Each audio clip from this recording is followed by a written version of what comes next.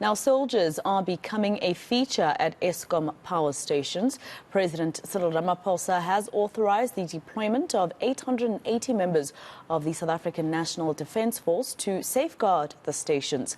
They will assist the South African Police Service in combating sabotage, theft and other crimes threatening the supply of electricity. Previously, 2,700 SANDF members were sent to power stations in April. The latest deployment is expected to cost about 146 million rand and continue until October. For reaction to this, I'm joined by Professor Jacob Mofokeng. He's head of the Department of Safety and Security Management at the Tshwane University of Technology. Prof, thank you very much for your time. Just firstly, this is a good idea. What does it say about the SAPS? Clearly, they can't do a good job at power stations. Well, good afternoon, Mashego, together with eNCA viewers. Well, if you look at the former CEO of Eskom, he did indicate that, looking at the infrastructure and, distributed along South Africa, it will be highly impossible, even if one will be able to deploy security officials to be able to guard the infrastructure of Eskom. So, well, it is not really, it will not be fair for us to be able to blame the South African Police Service for lack of, capacity, considering that, there are also other mandates that they have to carry in terms of looking at, contact crimes and everywhere. So looking at the number of the South African Police Service, it will really not be able to look also after the infrastructure of Eskom. So then this is truly justified. And for any person on the street, it could mean that it's quite a lot of money to look at 146 million. But if you look at the cost of crime in South Africa, there is an estimation of around 187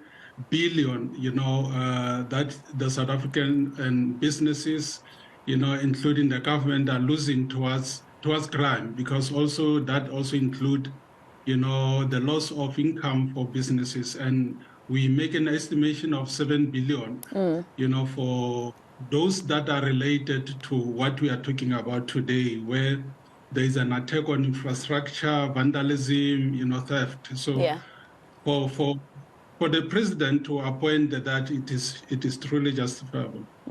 All right. Okay, let's come to the fact that 2,700 members of the SANDF were deployed to power stations for about a month or so. The first time the president announced that these are steps that he would take. That didn't assist. We still have load shedding at a very high level at the moment. You still have generation units also just, collapsing, etc. So how is this going to assist sending 800 SANDF members across the power stations? It looks like the corruption goes unabated anyway, or the theft. Yeah, when you look at the extent and the level of corruption, we are talking about the upper world joining the underworld. And then that's why now corruption in South Africa is quite high. And then you look at the global ranking of South Africa, it features around, at the 19, it's taken 19 spots in the global world. And in Africa, it moved from, 10 to top 5. So that shows that there is a very serious, organized crime that is taking place in South Africa. And for that, one will need to be able to come with strategies that will be able to look and cater for the infrastructure. Yes, for those 2,700, then, so it needs to be a continuous, even though, this agreement was from 17 April to 17 October, we will still going to see the extension, by the president, and also, for the deployment of the South African Defence Force. to be able to assist the South African Police Service looking after the infrastructure of Eskom. Yeah. Okay, Prof, just tell me, in terms of your expertise as someone who looks at security around any type of crime, 146 million rand being used for less than a year to have 800 SANDF members deployed to power stations versus actually adding the police's budget in terms of salaries and having to employ more police officers.